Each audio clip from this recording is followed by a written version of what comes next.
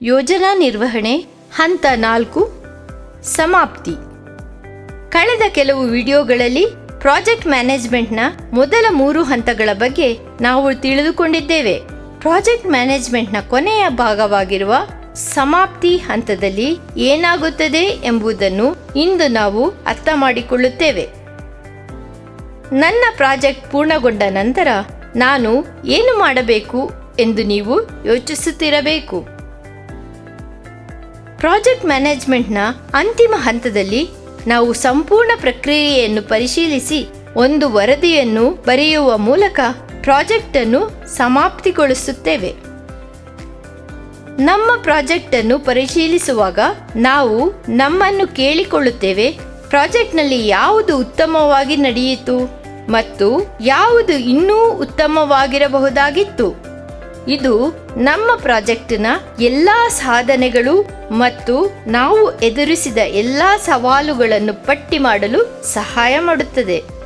ಉದಾಹರಣೆಗೆ, ಅಂತಿಮ ಪರೀಕ್ಷೆಗೆ ನಮ್ಮ ತಯಾರಿ ಕುರಿತು ನಾವು ಒಂದು ಪ್ರಾಜೆಕ್ಟ್ ಮಾಡಿದರೆ, ಈ ಹಂತದಲ್ಲಿ ನಾವು ಪರೀಕ್ಷೆಯ ಸಮಯದಲ್ಲಿ ನಮ್ಮ ಎಲ್ಲ ಸಾಧನೆಗಳನ್ನು ಪಟ್ಟಿ ಮಾಡುತ್ತೇವೆ.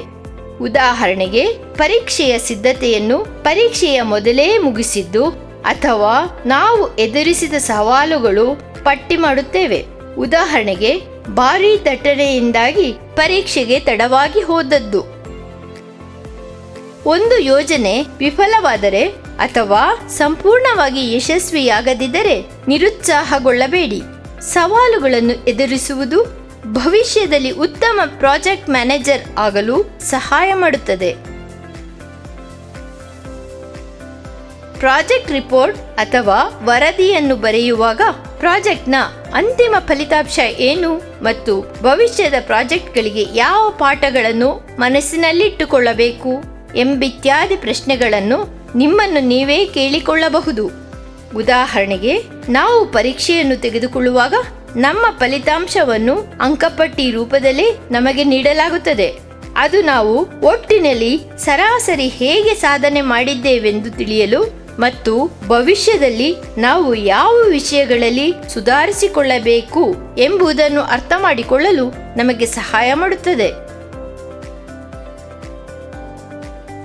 ಕೆಲವು ಪ್ರಾಜೆಕ್ಟ್ಗಳಿಗೆ ಎಷ್ಟು ಹಣವನ್ನು ಖರ್ಚು ಮಾಡಲಾಗಿದೆ ಅಥವಾ ಯಾವ ವಸ್ತುಗಳನ್ನು ಬಳಸಲಾಗಿದೆ ಎಂಬುದನ್ನು ತೋರಿಸುವ ವಿವರವಾದ ವರದಿಯ ಅಗತ್ಯವಿರುತ್ತದೆ.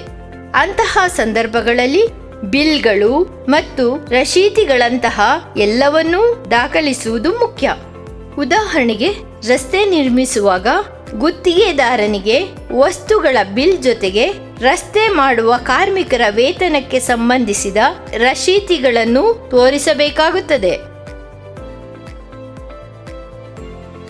ಸಮಾಪ್ತಿ ಹಂತವನ್ನು ಸಂಪೂರ್ಣವಾಗಿ ನೋಡೋಣ.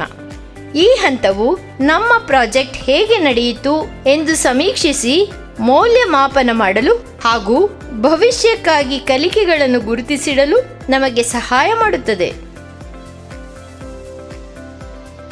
ನಾವು ಈಗ ಪ್ರಾಜೆಕ್ಟ್ ಮ್ಯಾನೇಜ್ಮೆಂಟ್ನ ಎಲ್ಲ ಹಂತಗಳು ಮತ್ತು ಉಪ ಹಂತಗಳನ್ನು ಪೂರ್ಣಗೊಳಿಸಿದ್ದೇವೆ.